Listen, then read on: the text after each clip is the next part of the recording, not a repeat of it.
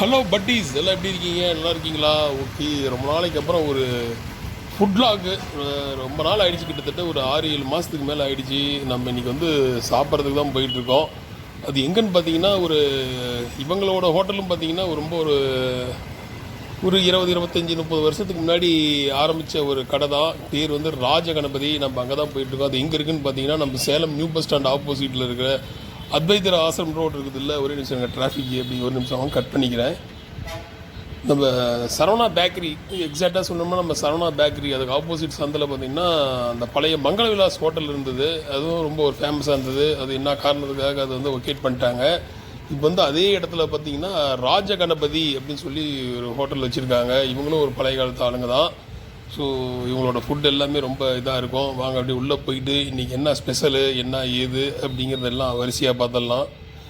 என்னன்னா பெரிய பிரச்சனை, இப்போ கார் பார்க்கிங்லாம் இங்கே பண்ண முடியாது. ஏதோ எல்லாம் கொஞ்சம் ப்ராப்ளமாக இருந்தது. ஸோ இன்றைக்கி வந்து நாட்டுக்கோழி ரோஸ்ட்டு, நாட்டுக்கோழி பிரியாணி, சுக்கா, மட்டன் சுக்கா இதெல்லாம் வச்சுருந்தாங்க. ஸோ நம்ம வந்த வேலையை பார்க்கலாம். இலையை போட்டாச்சு. அவங்க கொடுக்குற அந்த டிஷ் எல்லாத்தையும் வாங்கி போட்டுக்கலாம். இன்றைக்கி நண்பர் ஒருத்தருக்கு பிறந்தநாள், அதுக்காக வந்து நமக்கெல்லாம் சாப்பாடு வாங்கி கொடுக்குறாரு. ஸோ எடுத்துகிட்டு வந்து நல்லா ஒரு சிக்கன் குழம்பாட்டங்குது, அதையும் கொண்டு வந்து நல்லா ஒரு கப்பில் கொண்டு வந்து வச்சுட்டாங்க.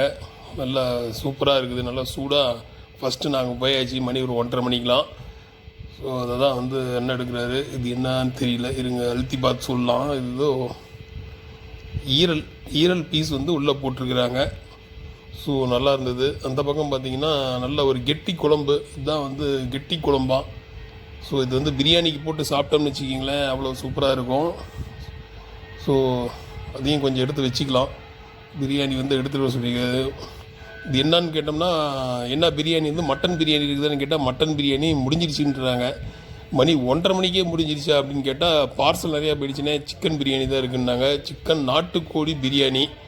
ஸோ அதை தான் அப்படியே வந்து லெக் பீஸோடு கொண்டு வந்து வச்சுருக்காங்க.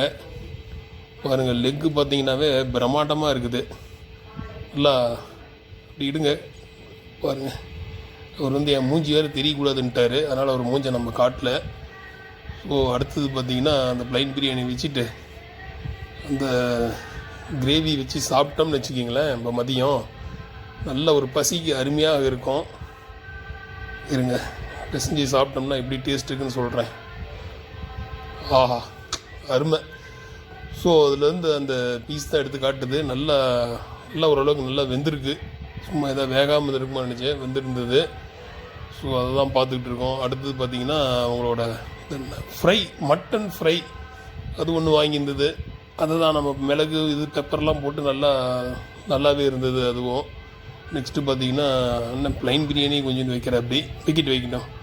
ஸோ இவங்களோட ஸ்பெஷல் பார்த்திங்கன்னா இந்த பிச்சு போட்ட நாட்டுக்கோழி ஃப்ரை.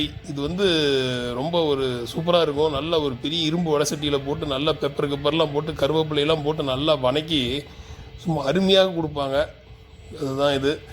நல்லா பாருங்கள், நல்லா எண்ணெயெல்லாம் போட்டு கடலை எண்ணெயெல்லாம் போட்டு நல்லா வறுத்து. இது வந்து மூளை ஃப்ரை. ஸோ இது வந்து நல்ல மூளை ஃப்ரை. நல்லா மூளை வந்து ஃபுல்லாக வந்து கூடவே தெரியுது. ஒன்று வந்து முட்டையவே மூளைன்னு சொல்லி வெளியெல்லாம் கொடுத்துருவாங்க. இங்கெல்லாம் அந்த மாதிரி பண்ண மாட்டாங்க. ஸோ ஃபைனல் டச்சு இவங்களோட ரசம், அந்த புளி ரசம், தக்காளி ரசம் இல்லையா அது, இது வந்து மஞ்சள் புளி போட்டு வச்ச நல்ல ஒரு புளி ரசம். நல்லா அருமையாக இருந்தது. நல்லா சாப்பாட்டுக்கும் புளி ரசத்துக்கும் அவ்வளோ அருமையாக இருந்தது. பக்கத்தில் வந்து அந்த எக் பொரியல் அது எல்லாம் சாப்பிட்டாச்சு. நல்லா ஒரு பயங்கரமான ஒரு விருந்து வந்து நண்பர் கொடுத்துட்டாரு. ஸோ இதெல்லாம் சாப்பிட்டாச்சே. அடுத்தது ஃபைனல் டச்சு தயிர் போகலாமான்னு யோசனை பண்ணும்போது, தயிர் வேணாம் மோரே கொடுங்கன்னு சொல்லி மோரை வாங்கியாச்சு. ஏன்னா தயிர்லாம் சாப்பிட்டோம்னா அவ்வளோதான், அப்படியே அங்கேயே படுத்துக்க வேண்டியது தான்.